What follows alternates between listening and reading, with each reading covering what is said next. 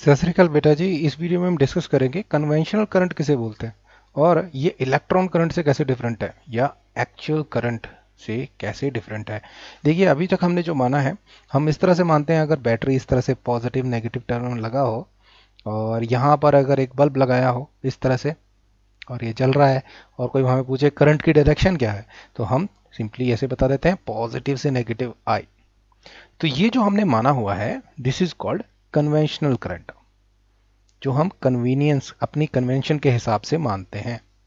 Conventional current, इसकी direction positive से negative होती है, पॉजिटिव टू नेगेटिव।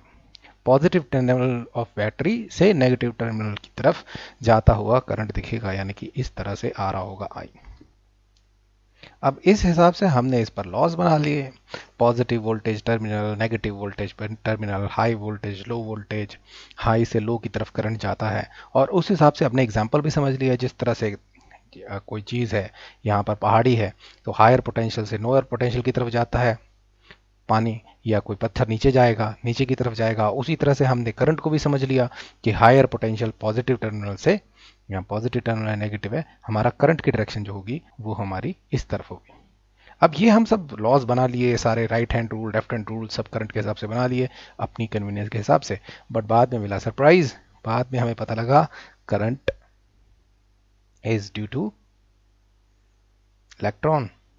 अरे ये तो इलेक्ट्रॉन की वजह से होता है। अब ये जब पहले पता नहीं थी, लॉज बन चुके हैं सारे, कन्वीनियंस मान चुके हैं हम पॉजिटिव से नेगेटिव, और जो इलेक्ट्रॉन की डायरेक्शन होती है वायर्स में वो जस्ट अपोजिट होती है जो हमने माना हुआ था। तो देखिए, अगर हमें कोई एक्चुअल बताए कि बताइए एक्चुअल करंट किस तरफ जा रहा है, एक्चुअल चार्ज जो है वो किस तरफ फ्लो हो रहा है, तो वो निकला इसी दिशा में, यानी कि इलेक्ट्रॉन जो फ्लो हो रहे होंगे वो इस दिशा में हो रहे होंगे। हम तो मान चुके हैं ये वाली दिशा, कन्वेंशनल मान चुके हैं, कन्वेंशनल डायरेक्शन मान चुके हैं पॉजिटिव नेगेटिव। बट अगर इलेक्ट्रॉन करंट की बात करें,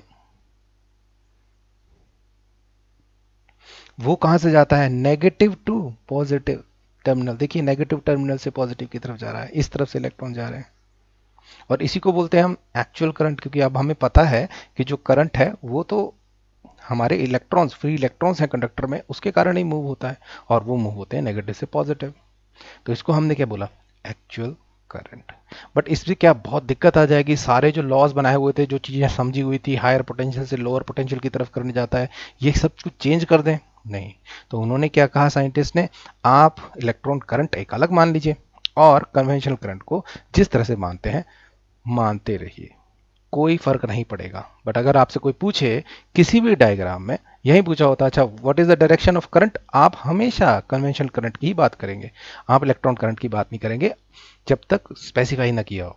यानी कि अगर कोई पूछेगा बताइए करंट की डायरेक्शन क्या है, मैं बोलूंगा यहाँ से पॉजिटिव से नेगेटिव। कौन सा करंट है, ये कन्वेंशनल करंट है। हम सिंपली करंट भी बोलेंगे तो हमारे दिमाग में हमेशा कन्वेंशनल करंट ही आना चाहिए। कोई भी लॉ, कोई भी चीज़ें समझी हुई हैं वो चेंज करने की ज़रूरत नहीं है, कोई रूल, कोई लॉज चेंज करने की ज़रूरत नहीं है।